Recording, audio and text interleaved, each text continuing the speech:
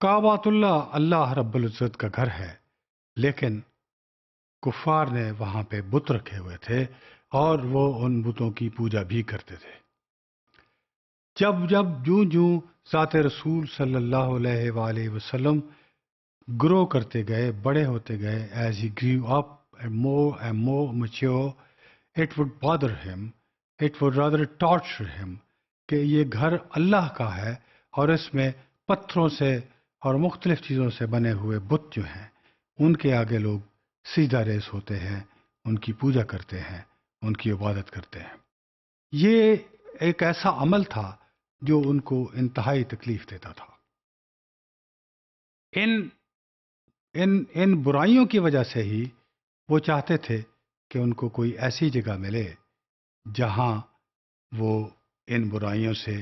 دور رہیں اور ان کو دیکھ نہ سکیں۔ اسی کا نتیجہ یہ تھا کہ جوں جوں یہ برائیاں وہ بڑے ہوتے گئے آپ، اور جوں جوں یہ برائیاں آپ کو نظر آتی گئیں اور زیادہ واضح طریقے سے نظر آتی گئی تو آپ کا غار حرا میں جانا زیادہ سے زیادہ بڑھ گیا۔ غار حرا میں اب سوال یہ پیدا ہوتا ہے کسی ذہن میں یہ بھی کہ غار حرا میں آپ صلی اللہ علیہ وآلہ وسلم اتنے اتنے دن رہتے تھے، اتنا کچھ کرتے تھے، وہاں کیا کھاتے تھے، کیا پیتے تھے، کس چیز سے کیسے گزارا کرتے تھے، کیونکہ وہاں تو 5 کلومیٹر یا 3 میل کے فاصلے پر ان کے پاس تو کوئی ہوتا بھی نہیں تھا۔ دراصل آپ اپنے ساتھ اپنا کھانا بھی لے کے جایا کرتے تھے، پانی بھی لے کے جایا کرتے تھے، اور جب کبھی آپ کو کچھ دن زیادہ ہو جاتے یا آپ کی زوجہ محترمہ کو پتہ ہوتا تو وہ کھانا خود لے کر پہنچایا کرتی تھی۔ وہ ان سے زیادہ ورڈ تھی، ان کی محبت کا کوئی اندازہ ہی نہیں لگا سکتا حضرت خدیجہ طاہرہ کا کہ وہ کس طریقے سے ذات رسول صلی اللہ علیہ وآلہ وسلم کا خیال رکھتی تھی۔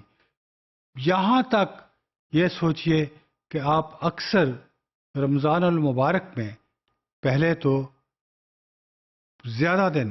دوسرے مہینوں کی نسبت زیادہ دن گزارتے تھے، اور پھر پورے کا پورا رمضان المبارک بھی وہ غار حرا ہی میں گزارا کرتے تھے، اور پورا ایک مہینہ اس تنہائی میں رہنا۔ بہت سارے سوالات انسان کے ذہن میں پیدا ہوتے ہیں کہ وہ کیسے اس تنہائی میں اتنی دیر رہتے تھے اور کیسے گزارا کرتے تھے۔ کیا ان کو خوف نہیں آتا تھا؟ کیا ان کو دشمنوں کا ڈر نہیں تھا؟ کیا ان کو کسی ایسی چیز کا ڈر نہیں تھا جس کا وہ ایسی ویران پہاڑ کی ایک چھوٹی سی غار میں سوچ سکتے ہو؟ یہ سارے تصورات ایک طرف میرے پیغمبر صلی اللہ علیہ وآلہ وسلم نے پھینک دیے، اور دوسری طرف صرف ایک قوت تھی جس کا لوگوں کو ابھی تک پتہ نہیں تھا، لیکن ذات رسول صلی اللہ علیہ وآلہ وسلم کو مکمل علم تھا،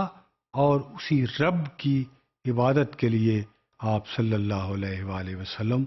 وہاں غار حرا میں تشریف لے جایا کرتے تھے، اور رمضان کے مہینے کا تقدس بھی اس بات سے ظاہر ہوتا ہے کہ وہ پورا مہینہ رمضان المبارک کا وہاں گزارتے تھے۔